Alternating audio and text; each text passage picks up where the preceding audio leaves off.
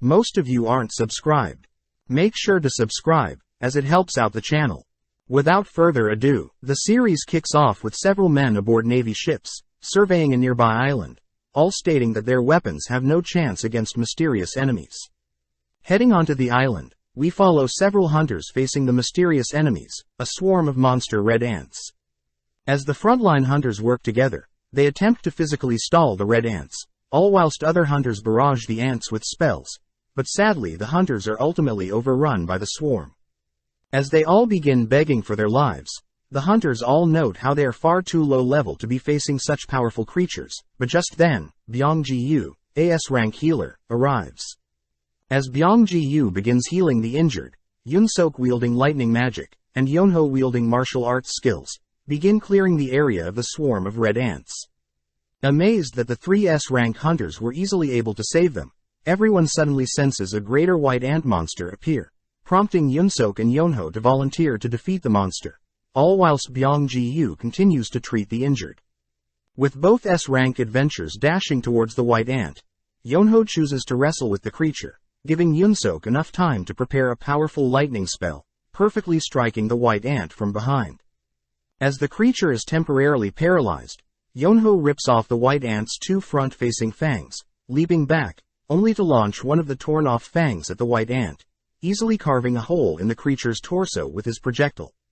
With no time to breathe, both S-rank hunters spot swarms of white ants approaching their location, forcing Yeonho to awaken his berserker mode, and Yun-sok to unleash simultaneous waves of lightning.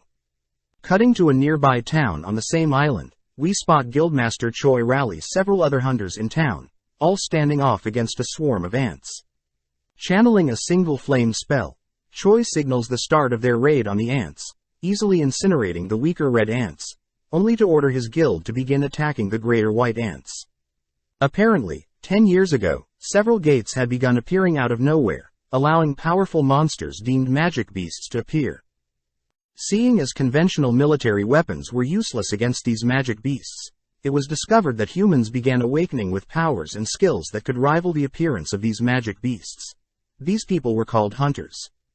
Once a hunter had awakened, they would be given a rank from rank S to rank E, and sadly once someone has awakened, there would be no way of improving one's rank no matter how hard they trained.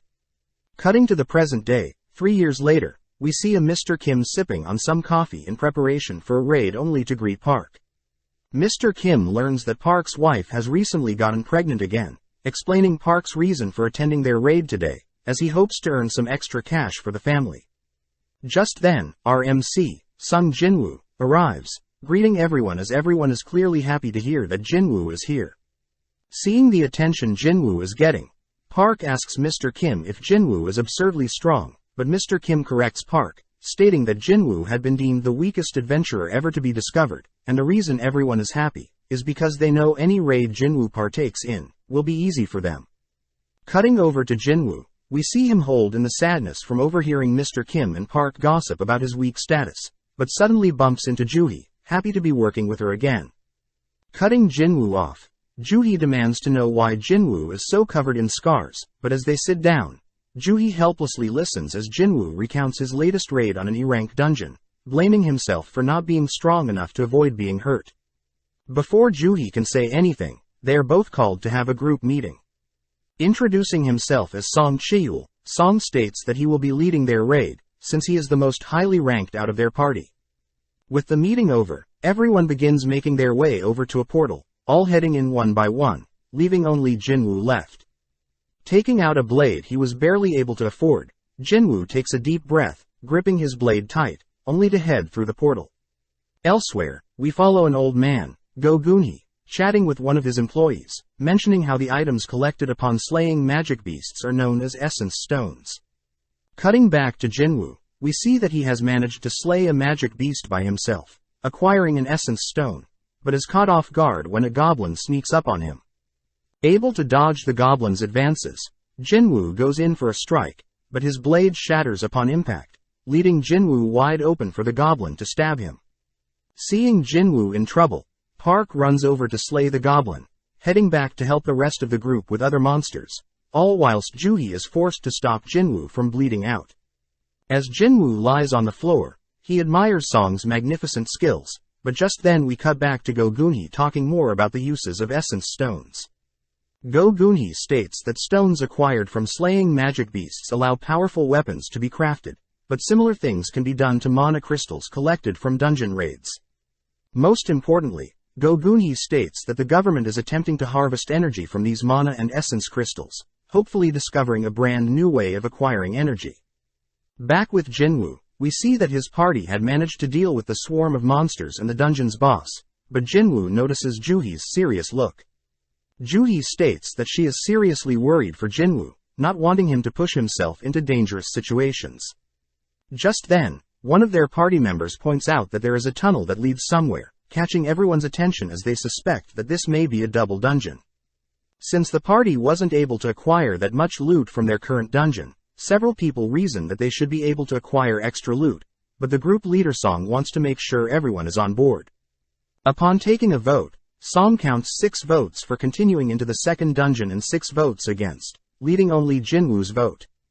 Thinking about his current situation, Jinwoo reveals that his father had gone missing, his mother is currently hospitalized and his sister is about to enter college soon. Since he is the only one that can work, Jinwoo votes for entering the second dungeon.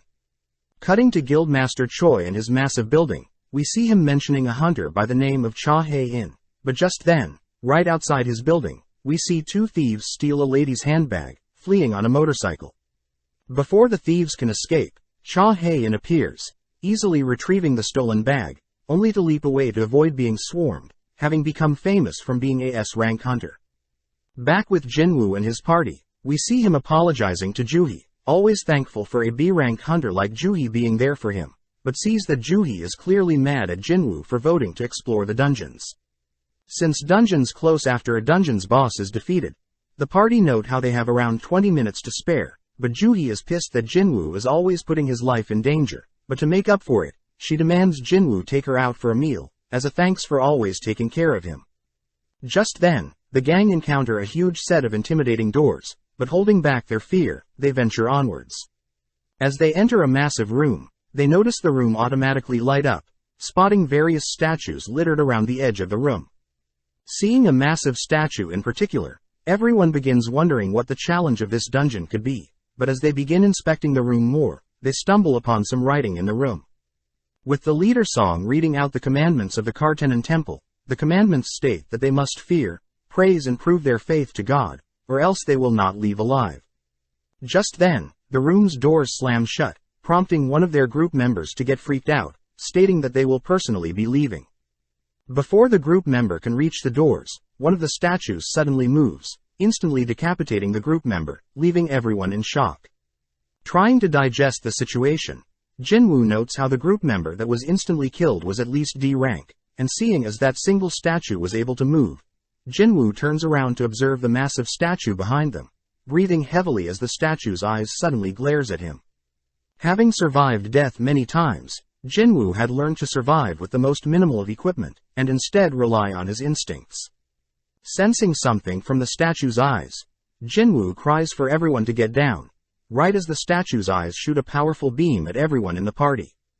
With another one of their members incinerated, everyone begins to beg for their life, all whilst Jinwoo racks his brain to figure out how to survive.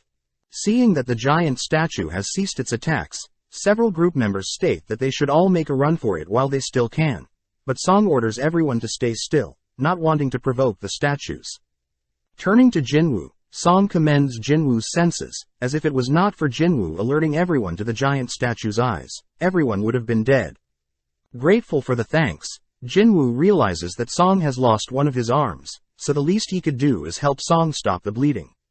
Seeing Juhee so shaken up, Song reveals that the reason a B-rank hunter like Juhee only participates in low dungeon raids is sadly due to her weak mental state to violence. Additionally, Song mentions how although he too has participated in several B-rank dungeon raids himself, he has never faced such a powerful creature like the giant statue, suspecting the creature of being S-rank. Sitting down and re-evaluating their clues carved onto the stone, Song and Jinwoo wonder if the god they must worship, pray and believe is the giant statue before them. At the same time, Jinwoo's sister, Gina chats with her friend at school, who is curious about Jinwoo, wondering why a hunter like him is always so injured. With no current plan, Song and Jinwoo agree that they should wait a bit longer, to hopefully see something change. At that moment, one of the party members begins to break, stating that he had recently signed with a prestigious guild, and that he doesn't want to die now. Encasing himself with a wind spell, the hunter dashes towards the gate, confident that he'll make it, but instantly, the hunter is vaporized. Disgusted to see another party member helplessly die, Jinwoo wonders why the statues don't just slaughter them, suddenly realizing something. Remembering that the first commandment from the stone is to worship God, Jinwoo begins to slowly stand up, but Song demands Jinwoo not do anything foolish. Upon seeing Jinwoo's determined eyes, Song allows Jinwoo to proceed, prompting Jinwoo to continue to stand up, only to immediately duck and bow his head upon spotting the giant statue's eyes light up. With everyone curious about what just happened, Jinwoo suspects that the giant statue only attacks people when they reach a certain height, therefore they should all bow to the giant statue.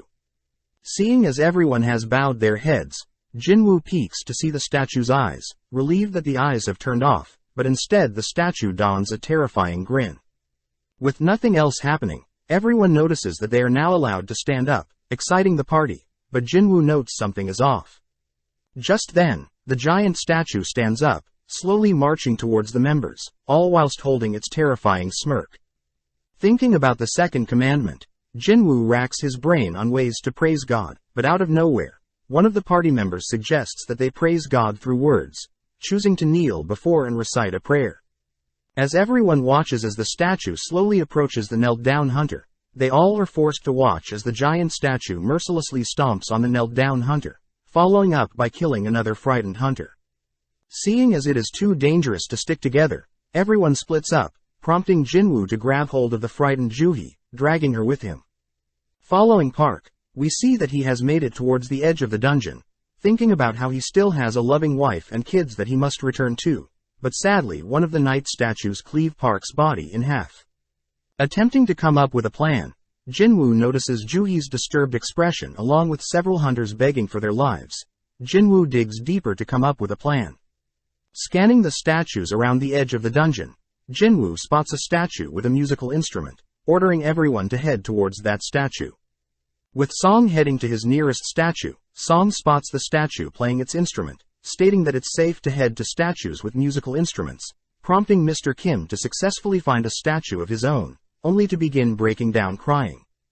Jinwoo and Juhee have also arrived at a music-playing statue, but Jinwoo notes that the statue isn't playing its instrument, deducing that only one person can stand below each music-playing statue. Leaving the frightened Juhee beneath the statue, Jinwoo runs to search for another statue, catching the attention of the giant statue. Barely able to spot a music-playing statue, Jinwoo is barely able to avoid the giant statue's advances, but unfortunately wounds up beneath a shield-wielding statue. With the shield statue bringing its shield down on Jinwoo, he barely manages to survive, managing to crawl to a music-playing statue. With everyone now under a music-playing statue, they all spot the giant statue go back to its original location, seemingly turning off. Rushing to Jinwoo's side, Juhee notices Jinwoo's severed leg, immediately applying her healing magic, but Juhee is unable to completely heal Jinwoo, having depleted all her mana. With everyone wondering what now, Mr. Kim speaks up, demanding that Song take accountability, being the leader of the group that agreed to explore this dungeon. Just then, an altar appears in the middle of the dungeon, prompting Jinwoo to realize that the altar aligns with the third commandment, as by believing in God, someone must be sacrificed. Hearing this, Mr. Kim raises his blade to Song's neck, ordering Song to sacrifice himself and atone for his sins. With Song agreeing, Jinwoo thinks about how this is wrong, as everyone voted and agreed as a group, but when Song enters the vicinity of the altar, an orange flame appears. Curious as to the reason for this, Jinwoo asks two other party members to help him enter the altar's domain, prompting 3 more orange flames to appear. With Jinwoo attempting to figure out what is happening, Song reminds Jinwoo that today is the 7th day of their dungeon raid, meaning if they wait any longer to defeat this dungeon, the dungeon itself will open. This is referred to as a dungeon break, as the dungeon will act as a portal between the human world and the monsters. With Jinwoo asking for Juhee and Mr. Kim to enter the vicinity of the altar as well, we see 6 orange flames in total, but just then, an additional ring of blue flames appear around them along with the dungeon doors opening. As the blue flames begin to disappear one by one, everyone notices the statues along the edge of the dungeon begin to move, fearing what will happen when the statues reach them. Jinwoo is able to figure out that the statues only move when they aren't looking at them, but with the temptation of freedom before them. One of the female hunters beside Jinwoo makes a break for the door, managing to escape successfully, but one of the orange flames disappears. Seeing her escape, another hunter pushes Jinwoo aside, also managing to escape, leaving only 4 remaining. Seeing Mr. Kim tempted by freedom as well, Jinwoo states that they need at least 4 people to stop all the statues, and that once the blue flames all disappear, they can all escape. Sadly, Mr. Kim apologizes in tears, stating that they can't be certain that they can escape, only to escape out of the dungeon himself. Knowing that they will all die soon, Song asks that Joohee and Jinwoo leave him, as they need at least one person in the vicinity of the altar to keep the door open. As Joohee attempts to move, Joohee falls to her knees, as her fatigue has finally kicked in. With no other choice, Song and Jinwoo agree that Jinwoo will stay behind, unable to move himself, and Song will carry Joohee to safety. When Joohee offers to stay behind, Jinwoo states that she must live, handing her the essence stone he obtained, only for Song to knock Joohee unconscious, carrying her on his shoulder, only to leave the dungeon. With Jinwoo alone, he attempts to stand off against the swarm of statues, but instead is brutally flung around, ultimately falling onto the center of the altar, bleeding out.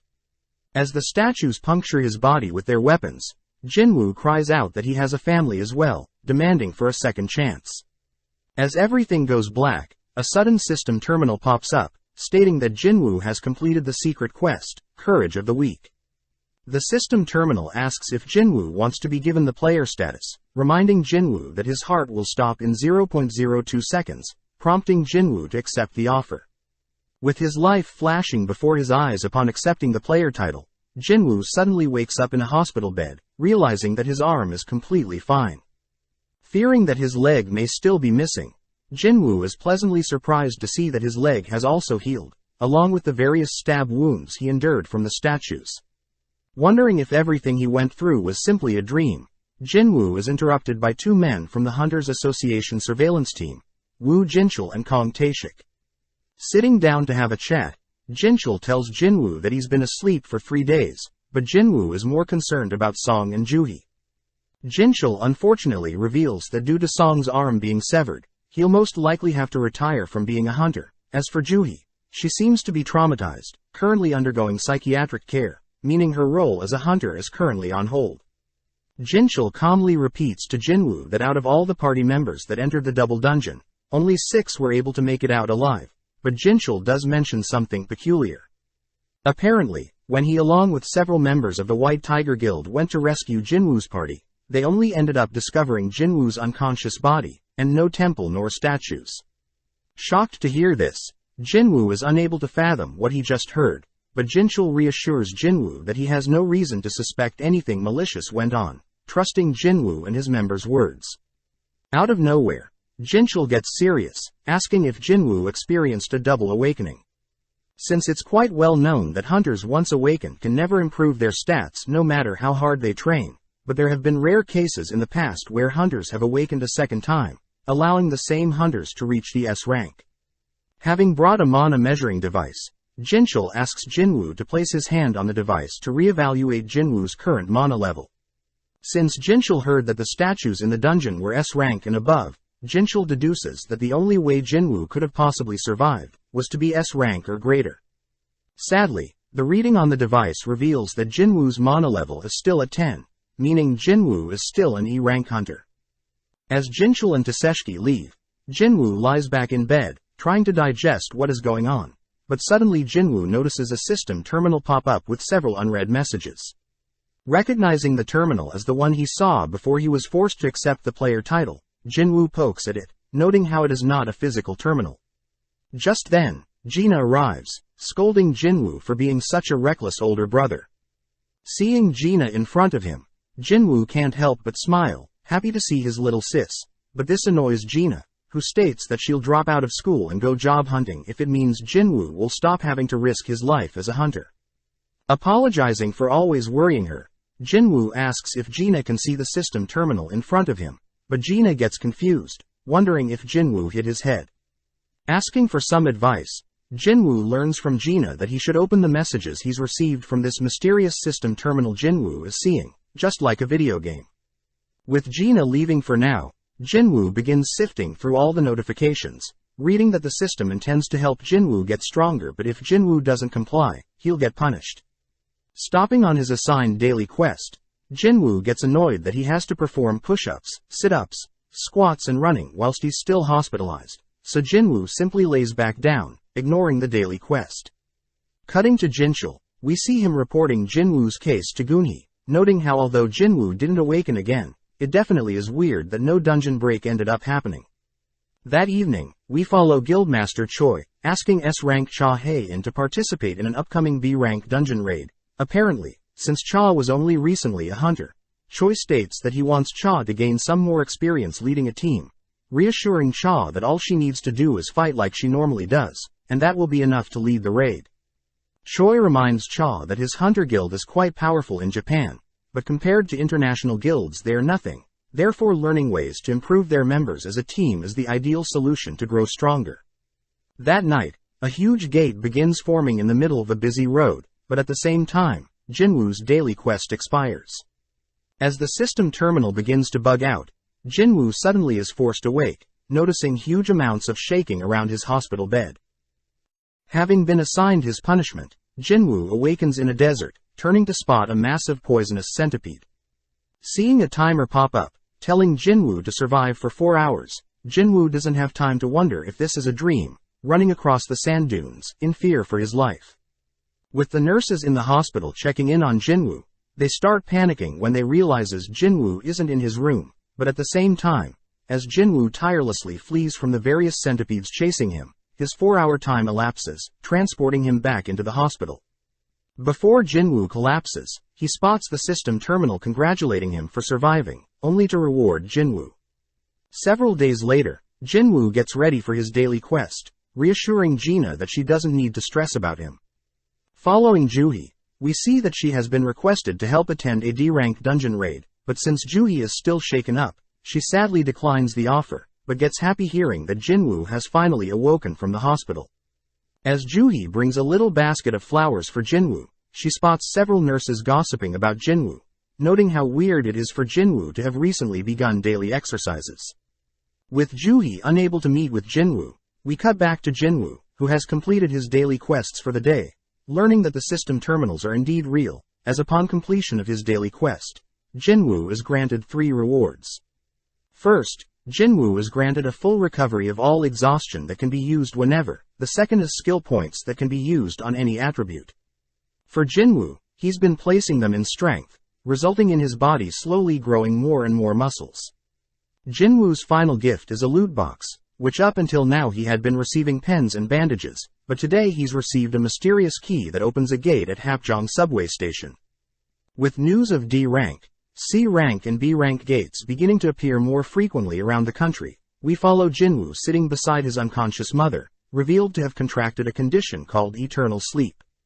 Apparently 4 years ago, Jinwoo's mother had entered the final stages of the disease, and sadly the only thing doctors can do is keep Jinwoo's mother on life support. Working through his daily quests, Jinwoo begins thinking back on his life, having expected to afford treatment for his mother when he first became a hunter. But as Jinwoo began joining raids, he realized that he was unable to fend for himself, but now with this opportunity to grow stronger, Jinwoo places most of his skill points into strength, heading to Hapjeong Station to enter the special gate. Having brought a weapon for safety, Jinwoo takes out the dungeon key, unlocking the dungeon, and is notified that he has entered an instance dungeon. Slowly descending the station, Jinwoo realizes that he is in a separate dimension, and that the only way to escape is to defeat the boss, or to use a teleportation stone. With no other choice but to continue deeper into the dungeon, Jinwoo arms himself with a blade, only to be stopped by 3 goblins. Not wanting to lose to these pathetic creatures, Jinwoo clashes with the 3 creatures, managing to impale one of the goblins. Feeling a surge of confidence rush over him, Jinwoo follows up but slaying the remaining 2, happy to see that he has grown stronger. Out of nowhere, Jinwoo senses a powerful creature approaching from behind, managing to block the beast's advances, but unfortunately his blade shatters. Realizing the steel-fanged lichen beast is far stronger than the goblins he just faced, Jinwoo begins to cower in fear. As the lichen begins rushing Jinwoo gets pissed at his weak self, helplessly watching as the beast pounces on him. Mustering up the courage to move, Jinwoo leaps as far as he can from the lichen, surprisingly flipping multiple times through the air. Catching himself in a handstand, Jinwoo pushes off with his arms, noting how light his body feels as he leaps over the lichen. As the lichen begins dashing towards Jinwoo steals his resolve, gripping his fist as hard as he can, only to launch his fist at the lichen. In an instant, the lichen is flung back, surprising Jinwoo, believing that the points he put into strength is paying off. Sadly, the lichen simply gets back up, making Jinwoo aware that it's still far stronger than Jinwoo. As the lichen once again initiates the fight, Jinwoo relentlessly throws punch after punch, all whilst dodging the lichen's steel jaw, but when the lichen gets too close, Jinwoo is forced to dodge to the side, allowing the lichen to continue charging into a wall. Seeing that the lichen hasn't sustained an ounce of damage, Jinwoo begins running to buy time, racking his brain for a solution to defeat the creature. Having only brought food and water, Jinwoo wonders how he'll get a powerful item to slay the creature, suddenly realizing something. As the lichen continues to hunt Jinwoo down, Jinwoo stops to open his player inventory, reaching in and grabbing a powerful sword. Right as the lichen reaches Jinwoo uses his new sword, easily splitting the creature in two with a single slash. Trying to make sense of what just happened, Jinwoo states that the blade apparently belonged to Mr. Kim, having paid 3 million for the special sword, all whilst notifying Jinwoo's level up and slaying a lichen appear. Sensing 2 more lichens approaching, Jinwoo states that he has no longer any reason to fear the creatures, gripping his new weapon. But as the lichen begins to fastly approach, Jinwoo realizes that his sword is lodged into the ground, managing to barely free, right as the lichens attack. With one lichen dodging Jinwoo's initial slash, the other manages to bite down and restraining Jinwoo's blade. Amazed at the grip strength of the lichen's steel fangs, Jinwoo manages to kick the lichen holding onto his sword, instantly cleaving the creature into two. Knowing that the lichens don't even compare to statues in the double dungeon, Jinwoo turns to the second lichen, only for the creature to retreat. Sitting down to assess his stats, Jinwoo realizes that he has reached a level of 2, noting how his level never changed when he did his daily quests, but reasons that he only levels up during real combat. Additionally, Jinwoo notes that upon leveling up, his wounds have been healed and that each of his 5 stats have risen by a single level, making leveling up more efficient than daily quests that only yield 3 skill points. Wondering what a single skill points does to his overall body, Jinwoo reasons he should think about these things later. Heading over to retrieve the essence stones from the monsters he's slain, Jinwoo is surprised to see the system notify him that he has received a monster drop instead, a lichen's fang. Navigating around the system terminal, Jinwoo notices a store, sad to see that he's too low level to purchase any items, opting to sell his most recent lichen fang for 20 gold instead. Wondering how much the system's gold is compared to his world's gold, Jinwoo once again brushes that question aside, stating that he must defeat the dungeon boss if he wants to leave. Knowing that he must get stronger first, before he can take on a dungeon boss by himself, Jinwoo suddenly spots the lichen that fled earlier, having returned with a pack of lichens. Charging head first into the pack of lichens, Jinwoo begins to slay one lichen at a time, stopping to assess the situation, thinking about what he could achieve with this newfound gift. Relentlessly dismantling the swarm, multiple level-up notifications can be seen, as Jinwoo continues to carve through the pack, but at the same time, the gate that appeared on the road continues to grow in size, with no hunters arriving to take care of it. Having acquired the Wolf Assassin title, Jinwoo is seen victorious and all covered in blood, but sad to see that his sword will break soon. Reading up on his new Wolf Assassin title, Jinwoo is amazed to see that his attacks against animal-type monsters are boosted by 40%, and that he has acquired 34 wolf fangs, 2 worn daggers, a traveler's cloak and surprisingly a teleportation stone. Wondering if he should use the teleportation stone to leave, Jinwoo wonders if he'll ever get another one of these instance dungeons again, reasoning that it can't help to explore the dungeon a little more. Cutting to Juhi, We see her receive a call whilst out on a midnight stroll, learning that a dungeon nearby has opened and they are in need of a healer. As Jinwoo makes it deeper into the dungeon, he begins noticing his battles against various magical beasts growing easier and easier. Jinwoo realizes that the red text he saw for the lichen had now turned white, meaning white text represents weak monsters, orange represents moderate monsters, and red means difficult monsters. Happy to have reached level 15, Jinwoo notes how he no longer can level up with the weaker magical beasts, reasoning that it's time to head downstairs to face this powerful aura he's been sensing. Upon reaching the bottom of the stairs, Jinwoo is weirded out by the decrepit station, but out of nowhere an attack suddenly sends Jinwoo flying against the wall, barely able to block the attack, but the attack instantly shatters his sword. Appearing from a stream of water, the blue venom-fanged Kasaka floor boss appears, with an orange text. Scanning the creature, Jinwoo notes the floor boss's tough skin, rushing to engage the approaching snake, but leaves no dent due to the creature's tough skin. Circling around, the floor boss begins chasing Jinwoo through the station, helplessly body slammed into the stream of water, only to barely survive the creature's entrapment in the water. Flung across the station's platform, Jinwoo watches as the snake tosses a train at Jinwoo, scrambling to evade the oncoming projectile. Moving in on Jinwoo, the floor boss manages to pin Jinwoo to a wall, smashing him through said wall, pissing Jinwoo off, as he demands to know why he hasn't grown stronger the slightest bit. Knowing that no one will come to save him, Jinwoo is smashed into the station's ceiling, falling onto the ground, but Jinwoo has clearly had enough. Stabbing and evading the creature's advances, Jinwoo knows that compared to the S-rank statues, this creature is nothing, opting to ditch his blade to cling onto the snake. Choosing to bet on his raw strength, Jinwoo begins tightening his grip around the snake's neck, watching as the snake squirms and flails around, only to collapse. With the system notifying Jinwoo of his level ups, Jinwoo smirks, happy to see that he has indeed grown stronger, having just defeated a dungeon by himself. Additionally, Jinwoo notices that he has acquired Kasaka's Venom Fang Dagger, a blade double the attack of Mr. Kim's sword, even applying a drain and a paralysis effect on enemies, along with Kasaka's Venom Gland, a potion that seems too risky to use.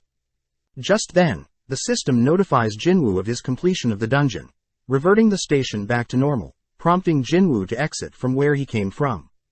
Upon reaching the exit, Jinwoo finds it weird that no one is around, but he suddenly hears a military officer call out.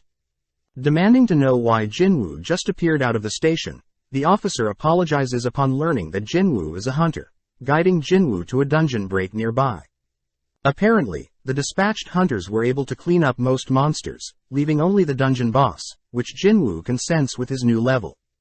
Upon arriving on the scene, Jinwoo is able to sense that there are 8 E-rank hunters and 2 D-rank hunters, all struggling to break through the dungeon boss's defense. Suddenly Jinwoo spots Juhi, sad to see that she still hasn't recovered from the trauma from the double dungeon, but this only motivates Jinwoo to step in. With the broken sword he's still holding, Jinwoo cocks back the blade, propelling the sword through the dungeon boss's skull, allowing the other hunters to subdue and finally defeat the boss. As the hunters are relieved to have defeated the boss, one of the knights gets stressed, knowing that they must have been helped by a monstrous hunter, able to pierce the dungeon boss's defenses with a single strike. Spotting a shattered blade nearby, the hunter asks if anyone knows who the blade belongs to, but Juhi manages to spot Jinwoo leaving the scene, wondering how powerful Jinwoo has become. Back in the hospital, we see 2 nurses gossiping about Jinwoo, amazed that he has a hot body and a cute face, all whilst Jinwoo smashes out his daily quest. Upon visiting Jinwoo, one of the newer nurses is shocked, amazed that Jinwoo's muscles are far more amazing in person. Apologizing for being shirtless, Jinwoo slips on a shirt, only to ask the flustered nurse what he can help with. Shishly, the nurse reminds Jinwoo that he'll be discharged today, asking Jinwoo to head to the front desk, in order to fill in some paperwork. Happy to hear that, Jinwoo begins heading towards the front desk, but as Jinwoo leaves his room, the nurse asks for Jinwoo's phone number. Comedically, Jinwoo obliges, believing that the nurse needs his number to send him his test results. That morning, we followed an interview on a news broadcast, interviewing S-rank hunter Baek Yeonho.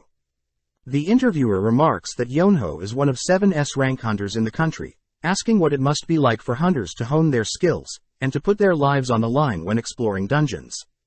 Pleased by the question, Yonho states that the sole existence of a hunter is to explore and train, relating back to a time when he was a firefighter and that he needed to master the craft in order to ensure no one gets hurt.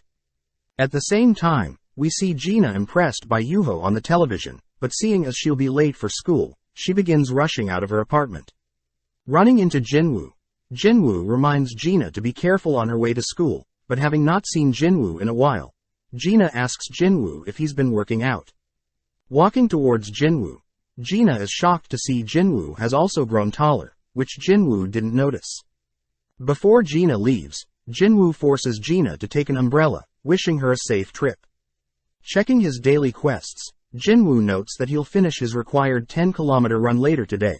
Checking out his own body, Jinwoo speculates that if he continues to put his points into strength, he'll probably become a bodybuilder.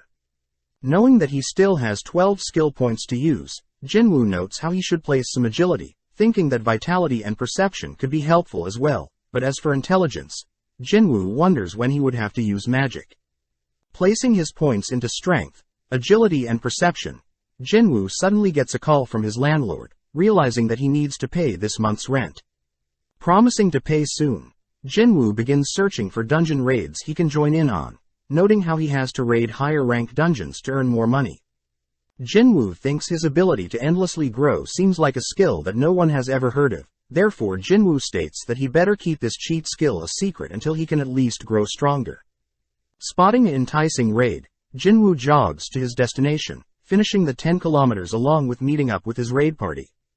Greeting Wang Dongsuk, some of Dongsuk's members recognize Jinwoo, yelling that Jinwoo is known as the weakest hunter in the world, but Dongsuk asks Jinwoo to ignore them, apologizing for their rude remarks. Going over the rules, Dongsuk states that they'll be raiding a C rank dungeon and they need a minimum of 8 hunters, with half needing to be at least C rank. Dongsuk states that Jinwoo's role is to solely fill a slot, promising Jinwoo to still pay him 2 million for participating, prompting Jinwoo to scan the other hunters, noting how there are 4 C ranks and 2 D ranks.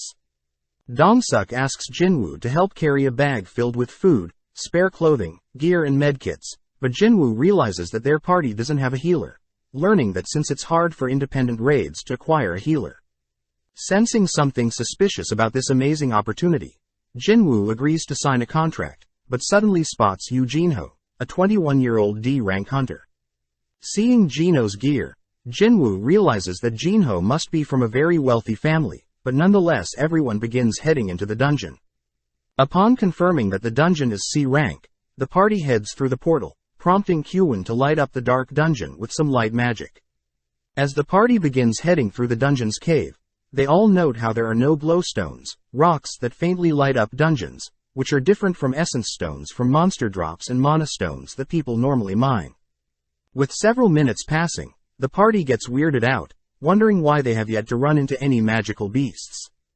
Running into a location filled with holes, everyone begins sensing a strange aura approaching, all beginning to brace for whatever is to come. Racking his brain for what the enemies could be, Jinwoo deduces that they are up against insect-type monsters, alerting everyone that the creatures are approaching from above. With Dongsuk activating his taunt skill, Dongsuk draws the attention of all the insects, ordering his men to protect Kyunwon, who begins channeling a fire spell. With several seconds passing, Kyunwon manages to unleash the powerful fire spell, giving the rest of the party courage to slaughter the insects. Seeing Dongsuk and his men slay the ants, Jinwoo praises the hunter's coordination, but still notes something strange about the situation. Turning to Jinho, Jinwoo notes how his expensive gear is keeping Jinho alive, but as Dongsuk and his members finish up the insects, he thanks Jinwoo for alerting them to the attack.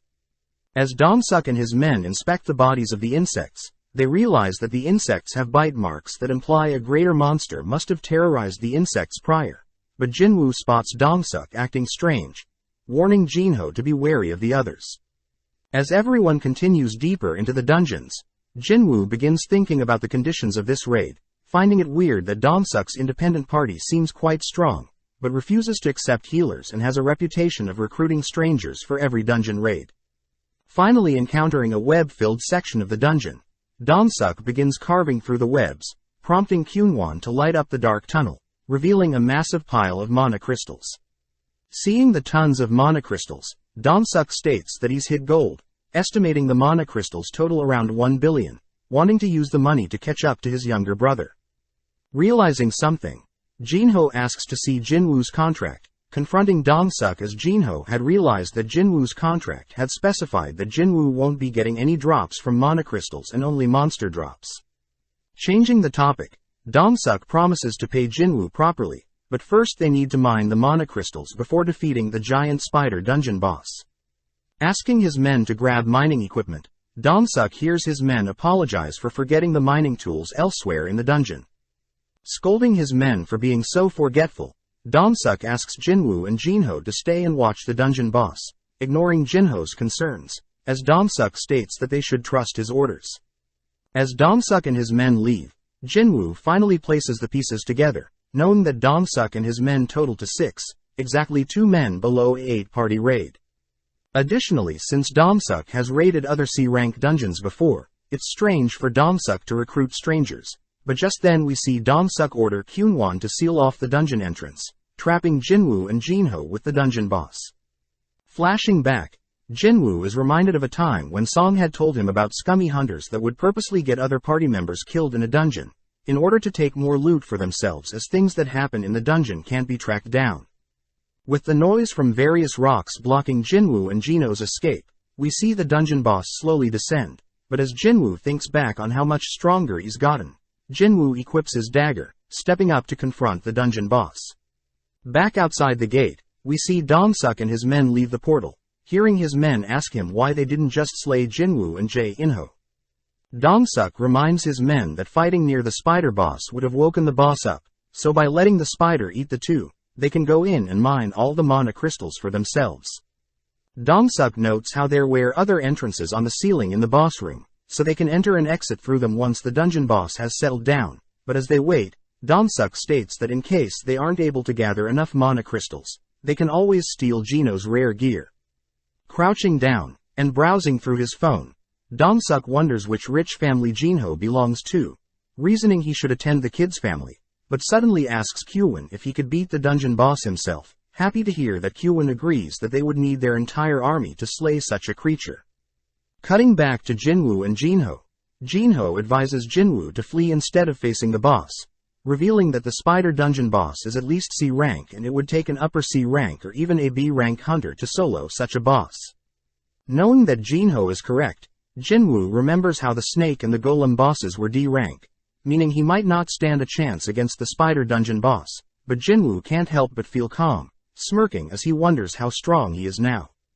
Currently level 18, Jinwoo grips his blade, dashing towards the spider, only to swiftly pass through it, striking it a couple of times. At the same time, we see Gunhee chatting with Jinchul, having finished a draining meeting, asking if Jinchul could clear up his schedule, needing a break from all the press. As the dungeon boss begins striking back, Jinwoo evades each strike, heading to cut off one of the spider's legs, but is forced to retreat when his blade doesn't even scratch the spider's leg. Knowing a single strike from the spider will end him, Jinwoo begins ducking and weaving below the spider's body, trying to find an opening, but as Jinho watches on, he gets terrified noting how Jinwoo can't be E rank. Jinho suspects that Jinwoo is a false ranker, someone that is able to manipulate their magic power, purposely placing lower than expected, in order to hunt for fun. As Jinho falls to his knees powerless, Jinwoo continues to hack away at the spider, but is stuck, unable to break through the spider's thick exoskeleton. With his fatigue already at 57, Jinwoo confirms that his daggers have paralysis and drain on them, realizing that he'll need to use them to defeat the boss. Dashing forwards, Jinwoo realizes he can target the weaker spots of the spider to apply the debuffs, but suddenly senses something dangerous, leaping back, just avoiding the spider's acid spit. With another of the spider's trump cards revealed, Jinwoo knows that he'll lose if the fight draws out longer, opting to use his new dash skill. With a single cast of dash, Jinwoo appears above the spider, managing to impale and apply his dagger debuffs to the spider, but instantly the spider nullifies the debuffs. Knowing that he needs to keep applying the debuffs, Jinwoo speeds up, amazing Jinho as he tries to keep up with Jinwoo, but as Jinwoo sees an opening, he realizes that his fatigue has hit 70, giving the spider an opening to knock Jinwoo aside. As the spider scurries over to Jinwoo, it raises its claw to pierce Jinwoo, but right before it does, Jinwoo is reminded of his full recovery from his daily quests, barely activating it and escaping right before he's impaled. Once again above the creature, Jinwoo lands cleanly on the spider's face, impaling each and every one of the spider's eyes, successfully stacking paralysis and drain repeatedly until the spider collapses. Just like that, Jinwoo had soloed a C-rank dungeon boss, gaining a couple levels and grateful to have kept the full recovery for occasions like this. Amazed and terrified at Jinwoo's potential, Jinho watches as Jinwoo retrieves the dungeon boss essence stone, politely offering to carry all the gear, handing Jinwoo some water only to begin mining some mana stones. Weirded out by Jinho's sudden change in attitude, Jinwoo spots Donsuk and his party arriving in the boss room through an entrance in the ceiling, all wondering who defeated the dungeon boss. At the same time, we see Gunhee and Jinchul sparring, with Gunhee nonchalantly parrying and blocking each of Jinchul's strikes, only to land a powerful punch on Jinchul. Checking to see if Jinchul is okay, Gunhee thanks Jinchul, as he needed to relieve some stress, reminding Jinchul that relying solely on one's hunter's skills is foolish, as it's important to hone one's mind and body normally. Back with Jinwoo, we see Donsuk and his men confirm that the spider boss had been defeated, revealing that they know Jinho is the son of Yu Myungen, the head of the Yujin Construction Company. Curious as to why Donsuk is mentioning that now, Jinho is horrified to hear Donsuk offer him to join them, asking Jinho to kill Jinwoo. Donsuk reasons that if Jinho was the one that soloed the dungeon boss, then it must mean that Jinho's gear has special enchantments that even Donsuk and his party may have trouble with. Seeing Jinho hesitate, Donsuk states that he can either accept his offer, or she can die here with Jinwoo. Seeing Jinho slowly approach Jinwoo, Donsuk is happy to see Jinho is choosing to slay Jinwoo, but is shocked when Jinho has decided to fight alongside Jinwoo. With no other choice, Donsuk and his men begin slowly approaching Jinwoo and Jinho, asking if they have ever slayed another human before, but just then, Jinwoo gets an urgent quest, ordering Jinwoo to slay the 6 entities with immense bloodlust, or else Jinwoo will receive a punishment. As Kyuwon fires a spell at Jinwoo, we cut to Heejin meeting up with some friends, heading to a cafe to catch up. Heejin notes how she along with other White Tiger Guild members are doing nothing noteworthy, asking Gina about her training with Cha as they are both Hunter Guild members. Gina states that Cha is beyond this world, easily defeating A-rank monsters that would normally be quite hard for her. Even Ki-hoon, the leader of her party, was amazed, but Gina asks if Chul, the leader of Jinhee's party, is any good. As the girls gossip about the suspiciously high death rates in dungeon raids recently, we cut back to Jinwoo, barely alive from the projectile Kyuwon had landed on him. Reminded of the betrayal he felt at other humans, Jinwoo wonders if the urgent quest is the system's way of helping him, prompting Jinwoo to slowly get up, trudging over to Donsuk and his men. Seeing Jinwoo pathetically waddle towards them, Donsuk and his men feel sorry for Jinwoo, but suddenly see Jinwoo acting possessed. Having heard enough, one of Donsuk's men, Juntae, leans on Jinwoo, mocking Jinwoo's pathetic act, but Jinwoo silences Juntae, conjuring his dagger, only decapitating Juntae with a single slash. Horrified, Donsuk notes how Juntae was a D rank, but Jinwoo only thinks about how he must kill these men in order to survive. As 3 of Donsuk's men rush and fire projectiles at Jinwoo, Jinwoo instantly impales 2 of the attackers, applying paralysis and drain to both men, following up by cutting down the 3rd man, only to slay Kyuwon as well. With only Donsuk left, Donsuk immediately casts reinforcement, deducing that Jinwoo's dagger has special debuffs, stating that his fortified body should now withstand Jinwoo's dagger. Sadly, Jinwoo simply dashes in close, grabbing and slamming Donsuk's head into the ground. Completely defeated, Donsuk begs for his life, offering to pay Jinwoo any amount of money he wants, but Jinwoo reminds Donsuk that he tried to kill him 3 times. Pissed at Jinwoo's attitude, Donsuk cries that his brother is very strong, but Jinwoo ignores his cries, decapitating Donsuk and finishing up his urgent quest. As the dungeon begins to close, Jinwoo and Jinho report their raid to Association Worker, but as Jinho fills the lady in on everything, Jinwoo checks out his rewards for completing the sudden quest, shocked to be given the skill Murderous Intent, a skill that halves all abilities of the enemy. Having lied to the lady, Jinho is forced to claim all the glory, but as the lady leaves, Jinwoo states that he's happy to have given Gina an umbrella, all whilst we cut to Dong-suk's younger brother, staring off into the distance. Cutting to Jinchul, we see him receive a report on the recent dungeon raid, where Dong-suk and his men were killed, but the C-rank dungeon was still completed.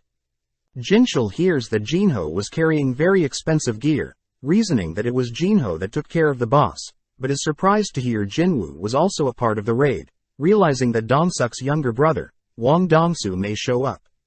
Back with Jinwoo, we see him arriving home, exciting Gina as he's brought fried chicken home. On top of that, Jinwoo mentions how he can cover his mom's hospital bill along with their living expenses for a while, piquing Gina's interest as she notes Jinwoo is normally more frugal. As the two sit down to munch on the fried chicken, Gina asks about Jinwoo's recent raid, believing that it must have been pretty easy with other higher-ranked hunters.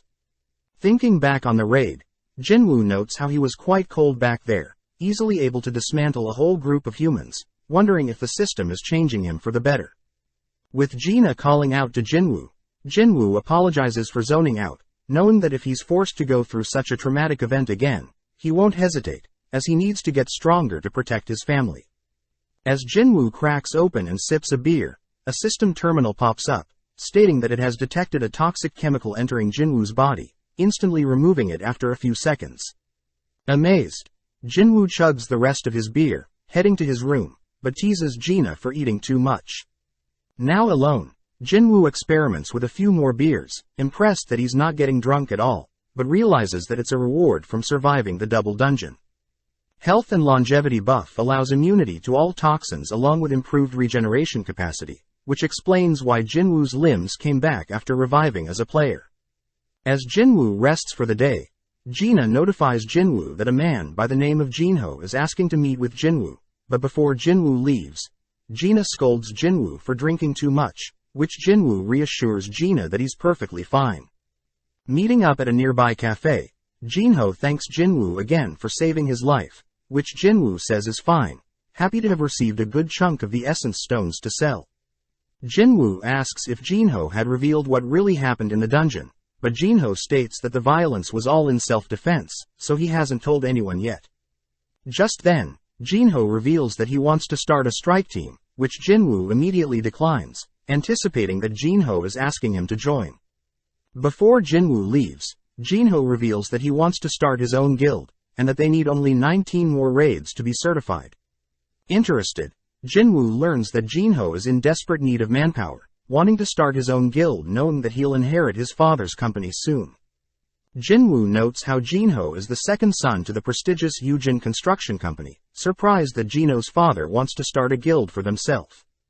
Jinho reveals that his father intends to have a S-rank hunter as their guild leader, but Jinwoo reminds Jinho that all 7 S-rank hunters in Korea are busy, with a former S-rank healer, Min Byung-gyu, already retired. Jinwoo realizes that Jinho's father intends to steal a S-rank hunter from another guild, warning against that as it may start political war. But Jinho states that he wants Jinwoo as their leader, believing that Jinwoo is already at least a B-rank hunter. Knowing that he nor his brother can lead their new guild, Jinho hands Jinwoo the location of their new guild building, stating that Jinwoo can have the $30 billion building after he completes 19 raids for their guild. Shocked at the amazing offer, Jinwoo calms himself, reasoning that he will probably become a S-rank or greater hunter in no time. Therefore, this $30 billion offer is nothing. As Jinwoo attempts to leave, Jinho cries that in exchange for Jinwoo's cooperation, he promises to never reveal Jinwoo's true power no matter what. That night, we cut to Wang Dongsu, asking his assistant Laura about the details of his older brother Dong-suk's death. Dongsu wonders what happens if he murders another person in another country, prompting Laura to state that murder can lead to the death penalty, but in some cases, the murderer may be evicted to their home country, where they could possibly bargain for a lighter punishment. Happy to hear this, Dongsu asks when he's free, disappointed that he'll have to wait, but takes a mental note of Jinho and Jinwoo. The next day, Jinwoo and Gina are preparing to work out together, both jogging alongside each other as Jinwoo asks Gina what she would do with $30 billion. Surprised by the amount, Gina states that she would pay for her mother's hospital bills, along with her school tuition, as for the rest she doesn't know. Hearing this, Jinwoo speeds up, leaving Gina alone, completing his daily quest for the day.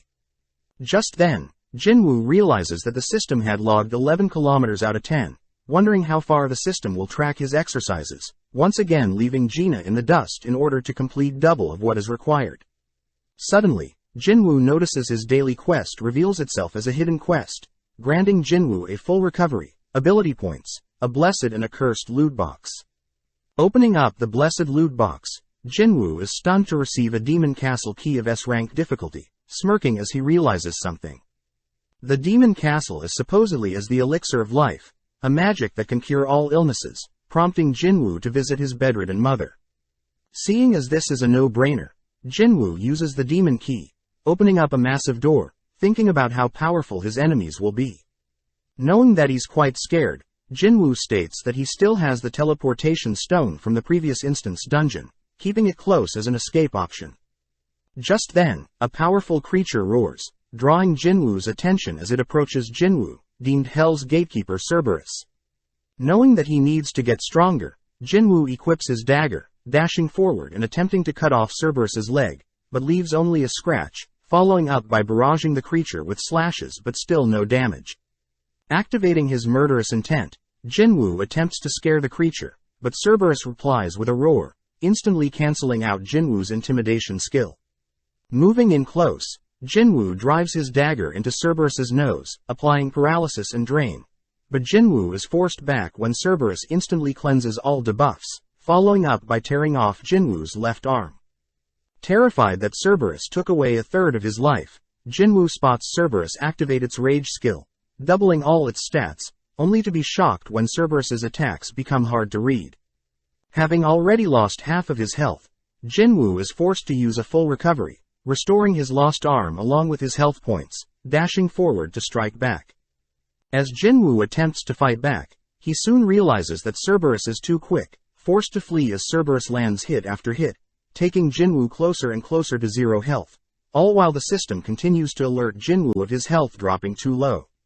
Knowing that he should leave, Jinwoo takes out the teleportation stone, but before he can use it, Cerberus appears, knocking Jinwoo back and separating him from the teleportation stone. Now forced to hide, Jinwoo remembers the system's shop, purchasing 3 health potions that heal 100 health points each. Looking through his inventory, Jinwoo spots the venom drop from defeating the snake in the instance dungeon, drinking the potion knowing that any debuffs will be instantly removed, leaving only the potion's 20% physical boost. Just then Cerberus appears, forcing Jinwoo out from hiding, but Jinwoo notes how Cerberus's rage skill has expired. As Jinwoo attempts to move in close with his dagger, Jinwoo is sadly caught by the jaws of Cerberus, dropping below 1,000 health points, but Jinwoo finally is close enough. Gripping his dagger, Jinwoo repeatedly punctures Cerberus's eye with his blade, ultimately forcing Cerberus to drop dead, relinquishing Jinwoo as his newly acquired levels heal him. Checking out his monster drops, Jinwoo spots a Demon Castle door key, an item that he can't access along with a fraction of the materials needed to craft the elixir of life. Knowing that he'll surely die if he enters the Demon Castle now, Jinwoo sets a goal of getting stronger first, before he returns to complete the elixir of life. Returning to his mother's side, Jinwoo can't help but be fixated on the elixir of life, wondering if this is the answer he's been looking for to awake his mother from her slumber. Knowing that he can only find and craft the elixir in the Demon Castle, Jinwoo knows that he is too weak at his current state, promising to get stronger. Cutting to a nearby cafe, Jinwoo agrees to help Jinho with completing 19 dungeon raids, but Jinwoo states that he only agrees if Jinho and himself are to raid the dungeons. Completely stunned by Jinwoo's conditions, Jinho reminds Jinwoo that they'll be raiding C-rank dungeons and that they need a minimum of 8 people per dungeon raid. Jinwoo simply says Jinho can find randoms that will fill in the positions, just like what Damsuk did, but Jinho is worried that himself and Jinwoo are still too weak. Jinwoo states that by having only himself and Jinho enter the dungeons, they can guarantee that no one else gets injured, and plus having a clean record after 19 dungeon raids will surely impress Jinho's father, inspiring Jinho to agree to Jinwoo's conditions. Cutting to Cha Hae Inn, we see Cha flawlessly exercising, sprinting around a racetrack only to stop for some water.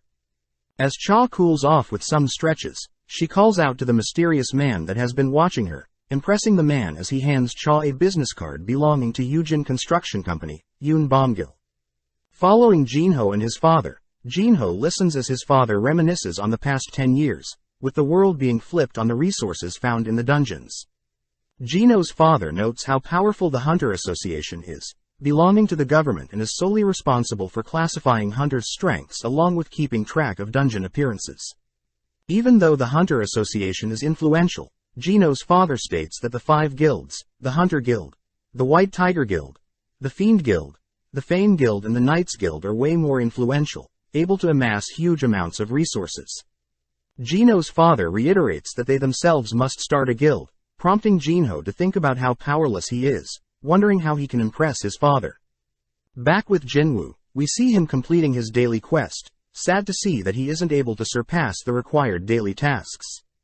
Accepting his rewards, Jinwoo wonders if he can get another special key to an instance dungeon, but upon opening a loot box, Jinwoo is disappointed to see only a bingo ticket. Heading through town, Jinwoo notes how 3 skill points won't be enough progress, racking his brain to think of ways to get stronger. Knowing that the 19 dungeon raids will be good, Jinwoo wonders if he can level up in the penalty zone by defeating those centipedes, but realizes it'll be a waste of time if the centipedes don't level him up. Just then, Jinwoo receives a notification, asking Jinwoo to join a D-rank dungeon raid. Hesitant that he'll accidentally reveal his true power to others, Jinwoo realizes that he doesn't have time to waste, accepting the raid opportunity.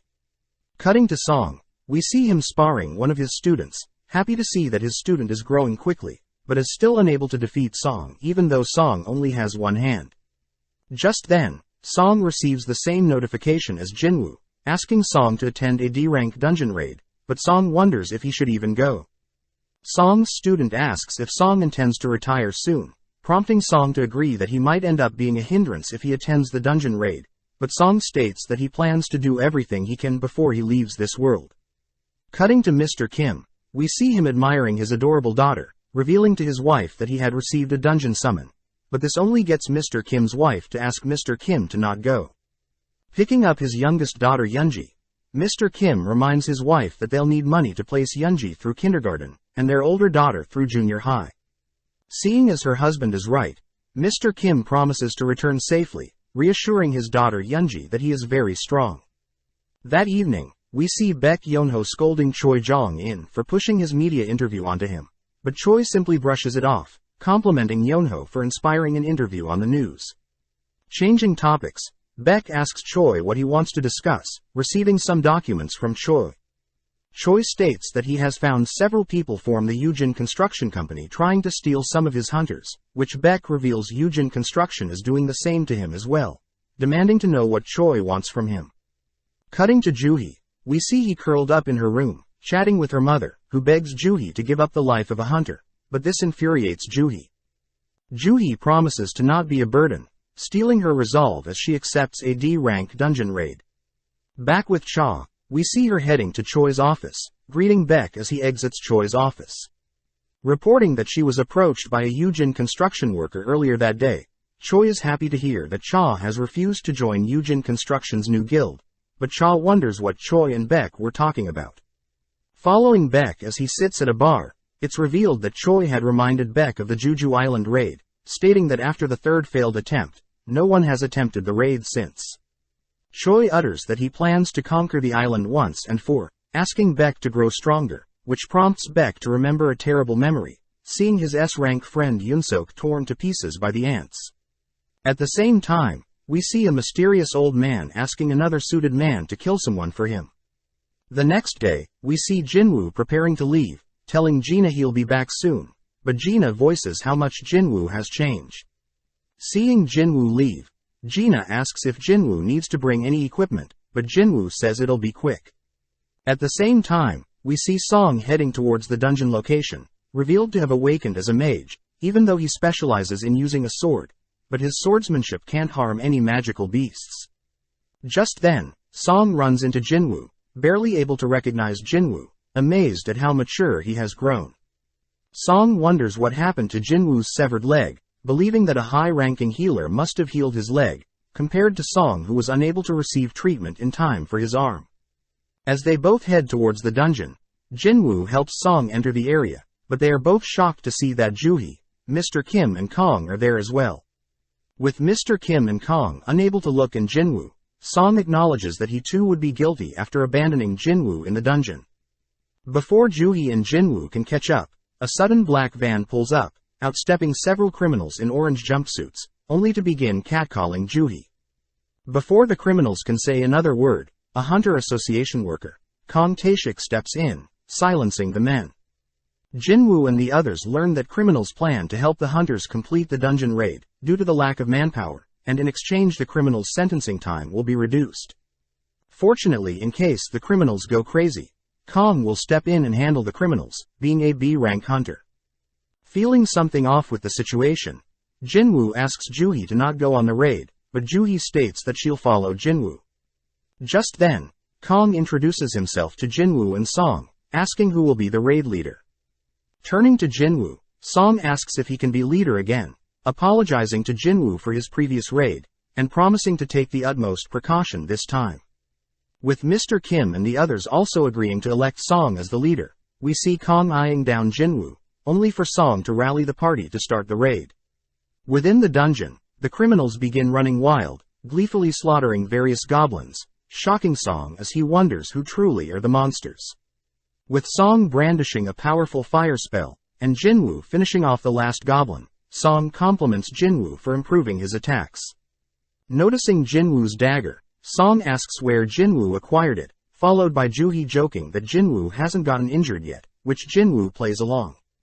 Focusing in on Jinwoo, Song confirms that Jinwoo has truly changed, having a more confident and powerful aura, but all whilst this happens, Taeshik continues to monitor everyone.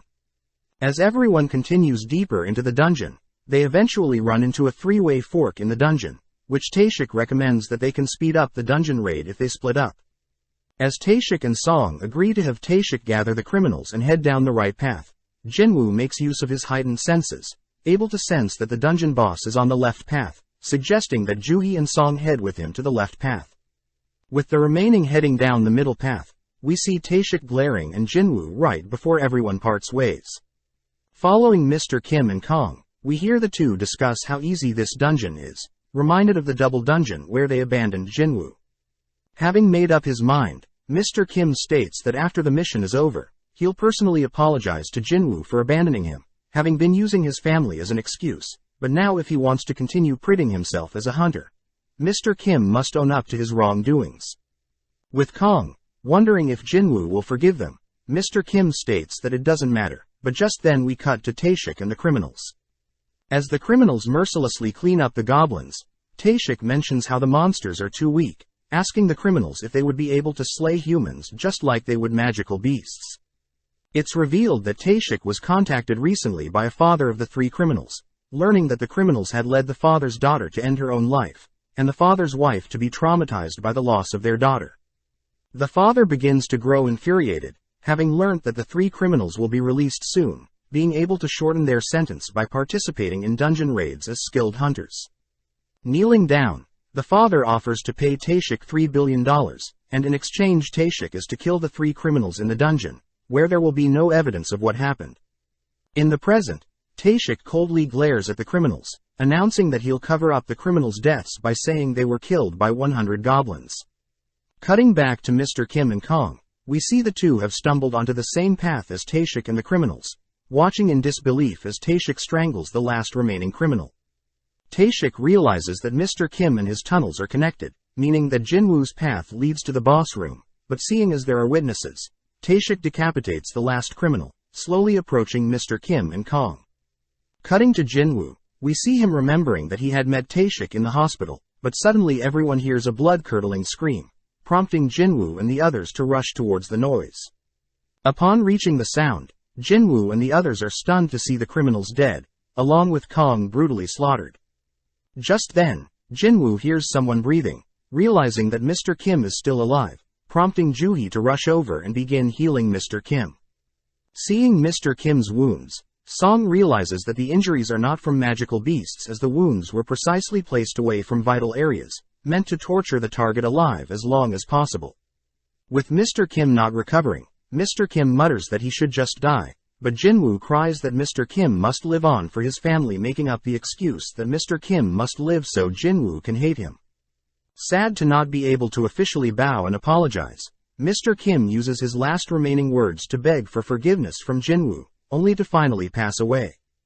Just then, Taeshik appears from the ceiling, diving towards Juhee with his blade, but Jinwoo perfectly catches Taeshik's hand, impressing Taeshik as he wanted to take out the healer first.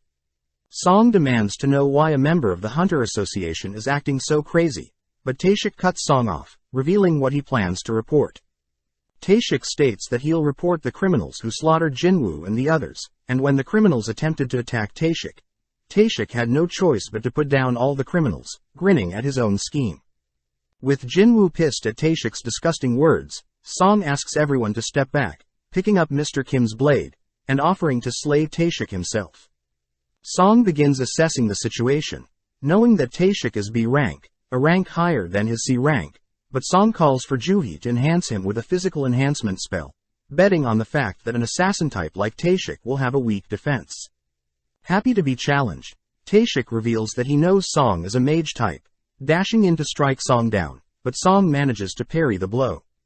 As Taeshik mocks Song's pathetic swordplay, Song manages to cut Taeshik in half, but realizes that it was Taeshik's afterimage.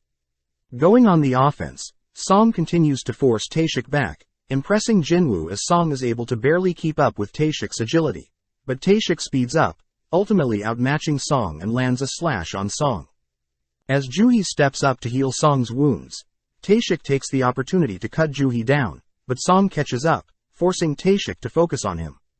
Annoyed that Song is giving him such a hard time, Song reveals that he is currently teaching a S-rank hunter, but Taeshik simply speeds up faster, cutting Song up as he darts around the dungeon. With Juhee no longer able to cast any spells, Taeshik slowly approaches the wounded Song, opting to end their duel, but suddenly Song reveals a powerful fire spell, encasing Taeshik in fire. Sadly, Taeshik managed to barely escape, commending Song's sly tactics. As Taeshik begins to bring his blade down on Song once and for all, Jinwoo suddenly intervenes, forcing Taeshik to leap back, demanding to know how Jinwoo appeared in front of him. Jinwoo reiterates that he is an E-rank hunter, but Taeshik knows that Jinwoo is way too fast to be an E-rank hunter, wondering if Jinwoo is an assassin type too. Taeshik deduces that Jinwoo must be hiding his powers, remembering Jinwoo as that boy that survived the double dungeon, deducing that Jinwoo has in fact double awakened. As Taeshik gets serious, Jinwoo demands to know Taeshik's true motives, prompting Taeshik to reveal that he was hired to slay the criminals that hurt an innocent civilian. Jinwoo ignores Taeshik's lies, demanding to know why Taeshik tortured Kong and Mr. Kim, asking Taeshik to reveal his true motive. As Taeshik puts on a disturbing grin, it's revealed that Taeshik had purposely joined the Hunters Association as he loved killing people over magical beasts.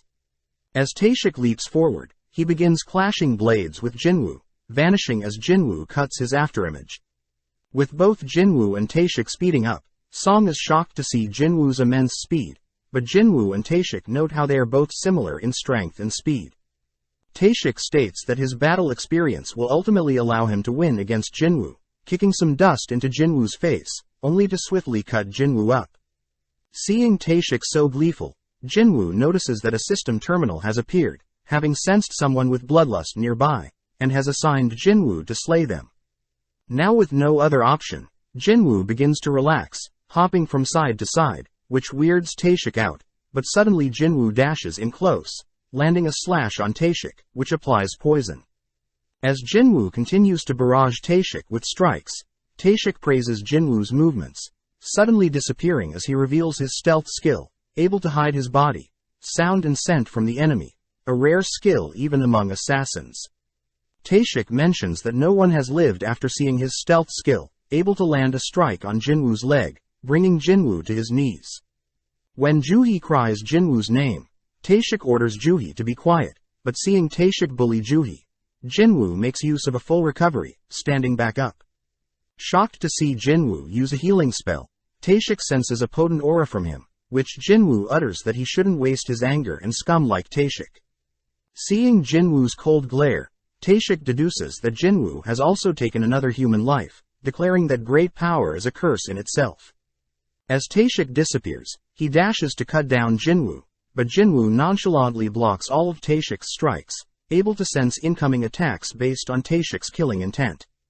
As a final trump card, Jinwoo activates his murderous intent, finally able to pin down Taeshik's location, only to drive his dagger into Taeshik's body.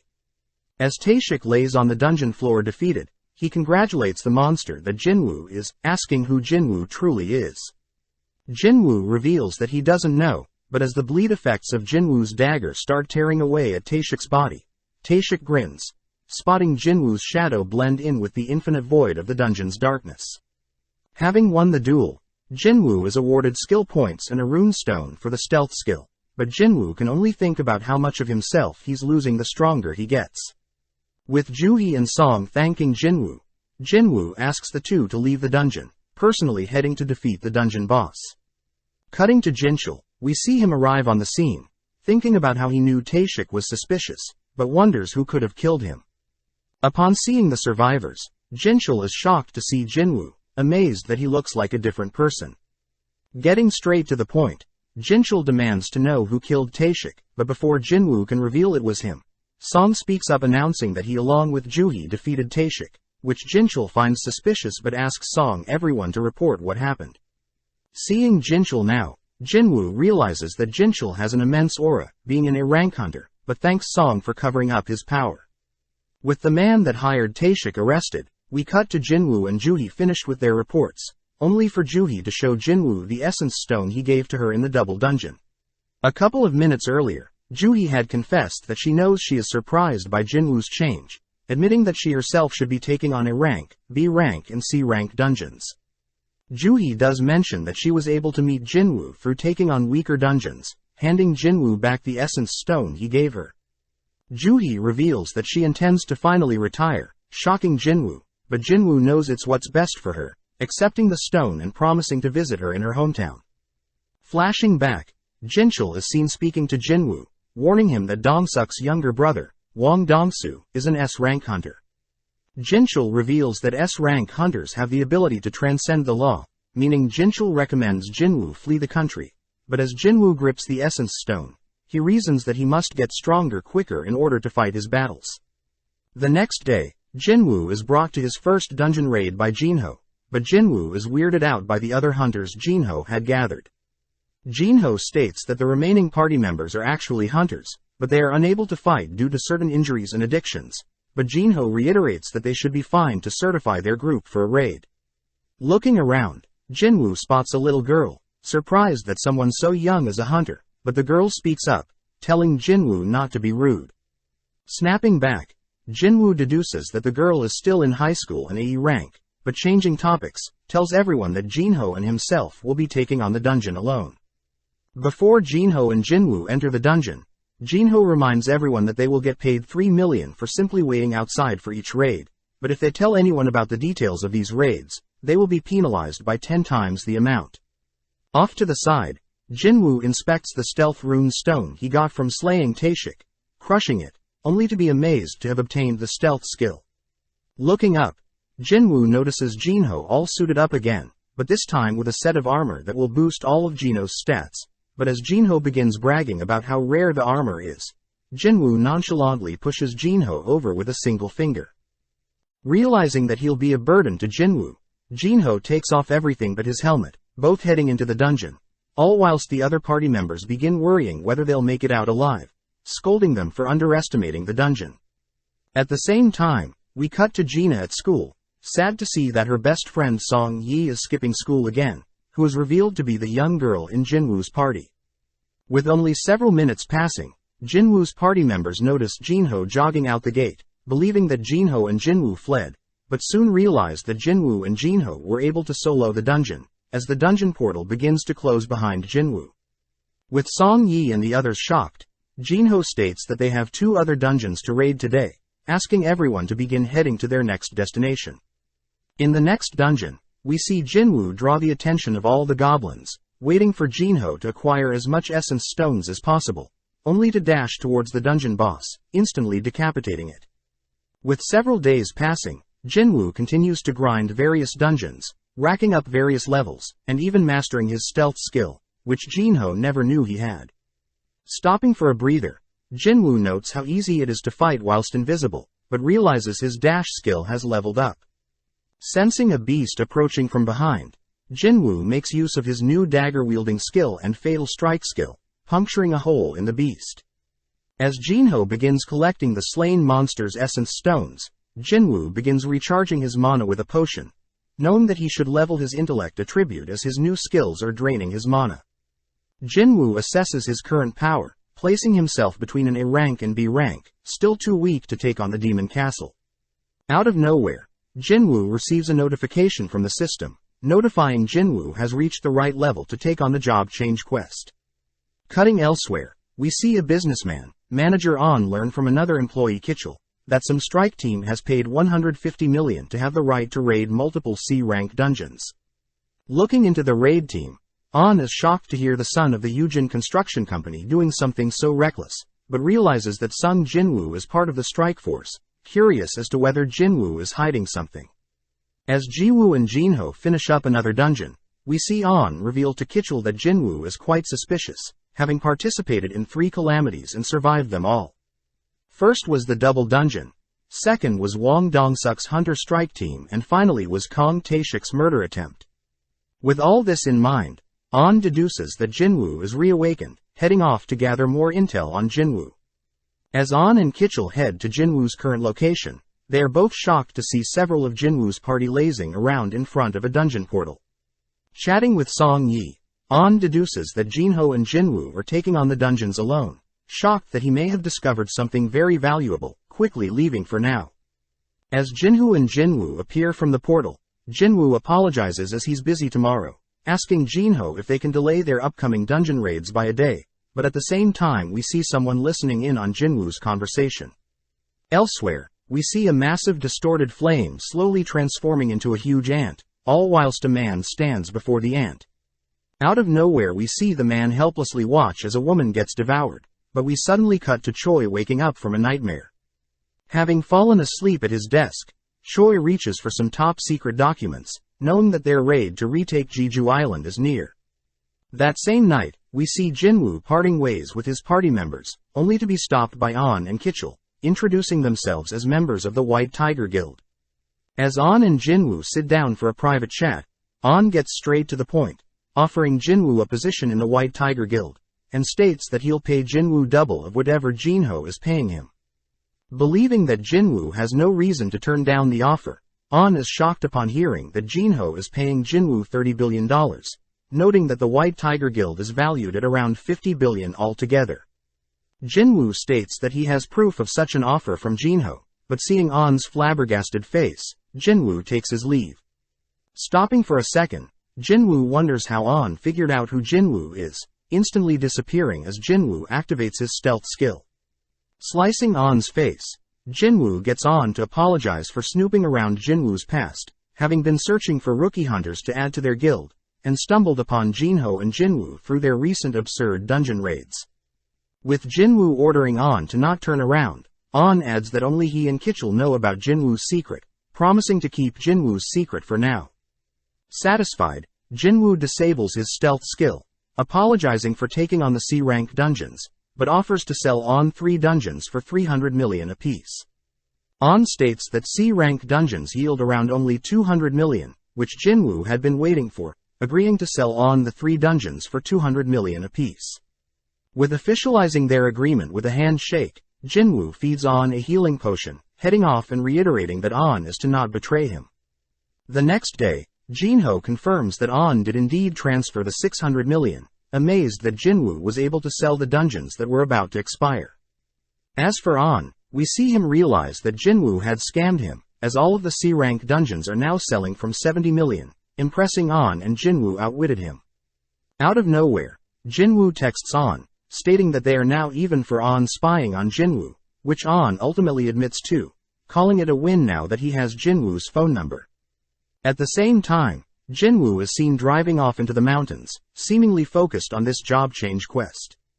With Jinwoo heading into a random isolated forest, Jinwoo pulls up the job-changing quest terminal, remembering that he's faced multiple types of dungeons before, but this job-changing quest has given him time to prepare. Knowing that the only way to get stronger is to take on all the quests granted by the system, Jinwoo accepts, prompting a massive purple portal to begin forming.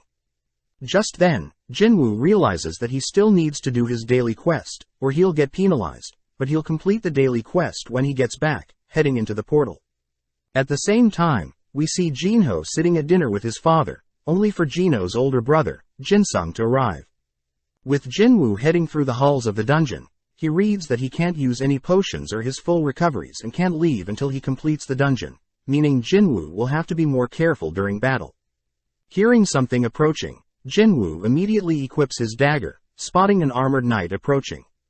Seeing the knight move so slowly, Jinwoo dashes forward, attempting to cut the knight down, but no luck.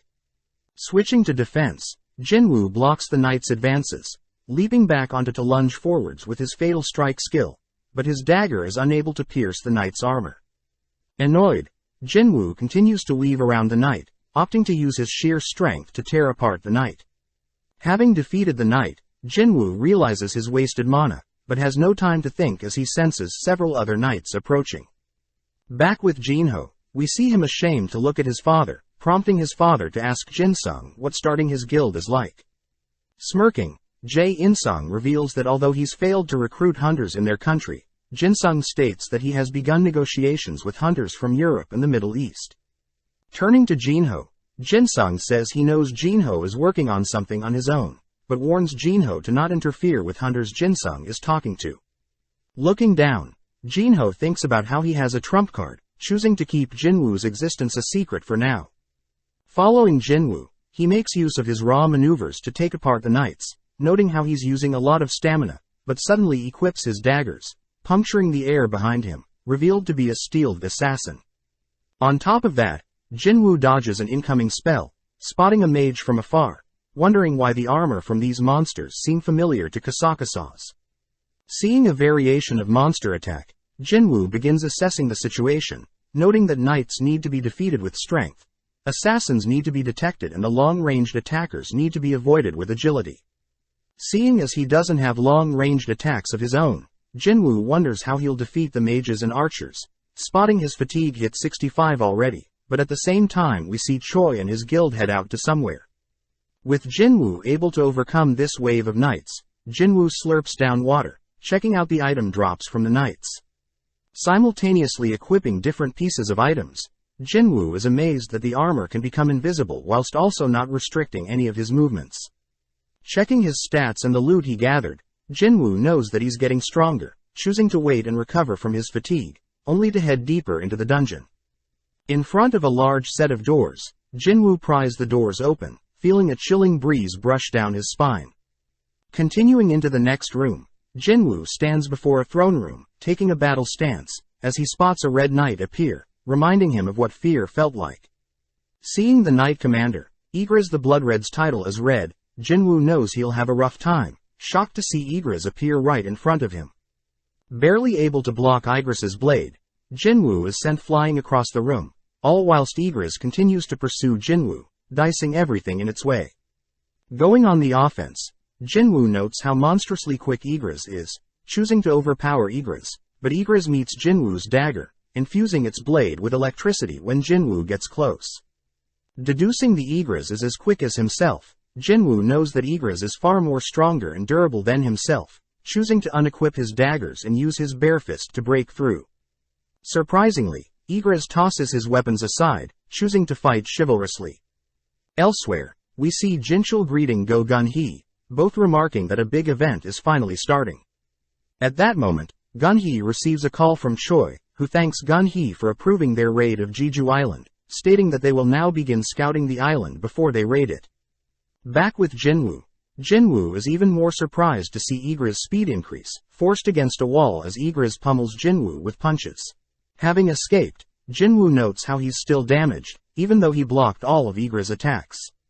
Knowing that he needs to speed up, Jinwoo activates his dash, dancing around Igris, only to begin attacking Igris. As the battle draws on, Jinwoo notices Igris matching and surpassing his speed, grabbing a hold of Jinwoo only to toss him into the air. Following up, Igris tosses some rubble and Jinwoo, following up by kicking Jinwoo into a nearby pillar. Dashing forth, Jinwoo attempts to catch Igris off guard, managing to land a powerful kick on Igris's head, seeing Igris faint, but suddenly Igris wakes up, replying with a kick of his own. Running after Jinwoo, Igris drags Jinwoo against the throne room's wall, only to toss Jinwoo to the other side of the room, who coincidentally collapses onto the throne itself. As Igris approaches Jinwoo, we see that Gina has just finished making dinner for Jinwoo, heading into her room to study. With Igris calling back his sword, he raises his blade into the air, flawlessly bringing it down onto Jinwoo. Out of nowhere, Jinwoo catches Igris's sword, disarming Igris, only to equip his own dagger, plunging it into Igris's eyes. With Igris distracted, Jinwoo continues to push Igris back, smashing him against a wall, taking back his dagger, only to re-equip it, driving it into Igris's neck, this time channeling all of his skills to ensure it pierces Igris's armor. With a system terminal confirming that Jinwoo had defeated Igris, Jinwoo collapses to the ground, spotting that he had received 1.5 million gold, Igris's S-rank helmet that grants Jinwoo 20 strength and vitality stat points, and finally a runestone for the ruler's hand skill. Realizing that he was also given an instant teleportation stone to leave the dungeon, Jinwoo suddenly sees hundreds of portals open nearby, learning that he needs to last as long as he can in order to earn enhancement points for the best class possible. With a timer starting, hundreds of knights begin to flood the throne room, but compared to Igris, Jinwoo knows he can take on these knights. Seeing as the wave of knights aren't stopping, Jinwoo chooses to use 200 mana to activate his stealth skill, sneaking around a pillar and noting how every second of stealth costs 1 mana, meaning he has 190 seconds left of stealth. Just then, one of the mages activates a tracking spell, breaking Jinwoo's stealth, forcing Jinwoo to activate his murderous intent, destroying the knights that are charging at him. With all his mana gone and his health low, Jinwoo reasons he should leave with the teleportation stone, but out of nowhere a knight manages to sneak up on Jinwoo, knocking the teleportation stone out of his hand, prompting the remaining hundreds of knights to begin swarming Jinwoo. Check out one of our other videos on the screen or in the info card above. Subscribe, like and comment.